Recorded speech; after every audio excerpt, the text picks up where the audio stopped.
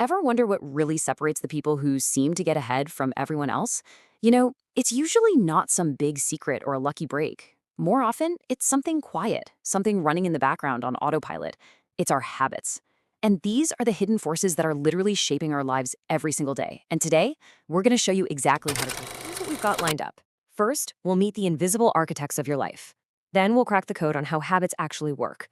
We'll follow a real-world story about a woman named Sarah, look at the habits of super successful people, and then wrap it all up with a 5-step plan you can start using. Well, let's dive into Section 1, the invisible architects. We're talking about the hidden power of your daily routines. And it really all boils down to this one simple question. I want you to seriously think about it for a second.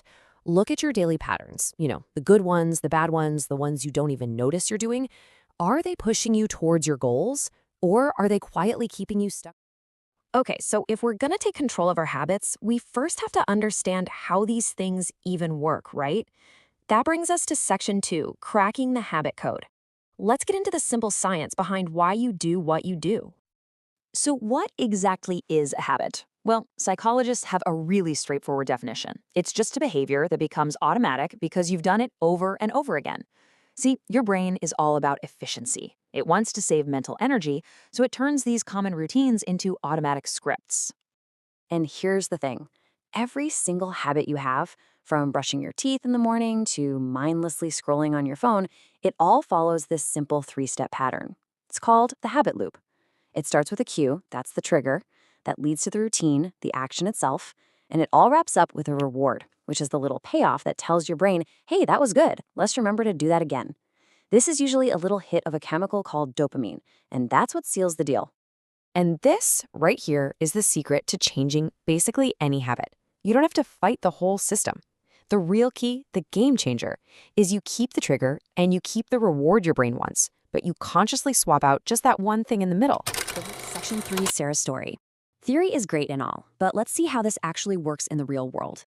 You're going to see how one small change can have a huge impact.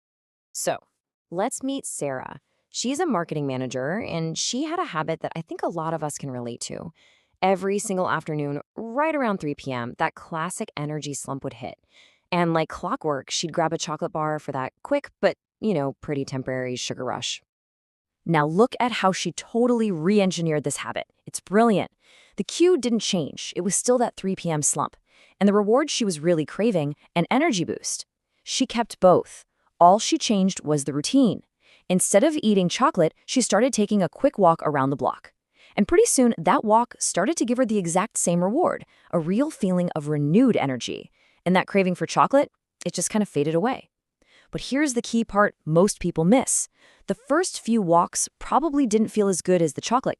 That's the friction point. You have to push through that until the new routine feels just as rewarding. Sarah's story is so powerful because it shows what happens when you change just one habit.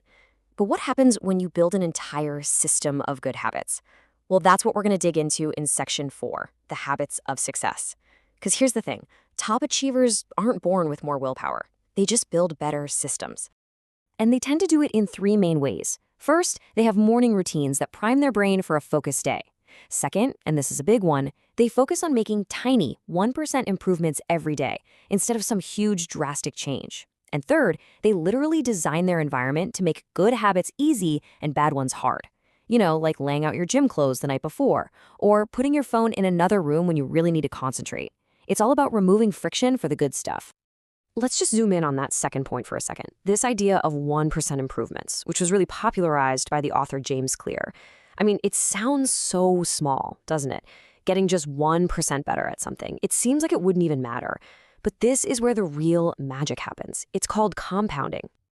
So look at this. A tiny 1% improvement on day 1 is, well, it's pretty much invisible. But when you repeat that small action every single day, the results aren't just a little bit better over a year, they're exponentially bigger. It's not a straight line up, it's a curve that explodes. That's because small habits don't just add up, they compound on each other. So, how do you actually put all of this into practice? Okay, Section 5 is your action plan. This is a 5-step guide to start making these changes right now.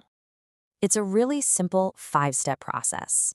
First, be super specific. Identify the one habit you want to start with.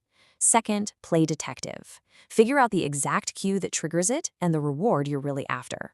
Third, just like Sarah, swap in a better routine that gives you a similar payoff. Fourth, track your progress. Seriously, celebrating those small wins is what keeps you in the game. And finally, number 5, you have to be patient. Real results often hide behind what James Clear calls the plateau of latent potential.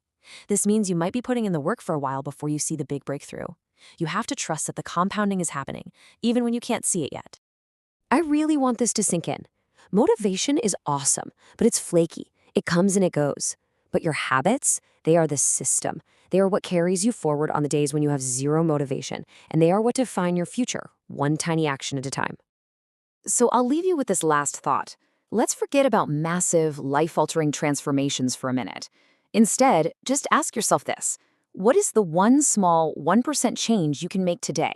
What's one single habit that if you started it right now would begin compounding into the future you actually want?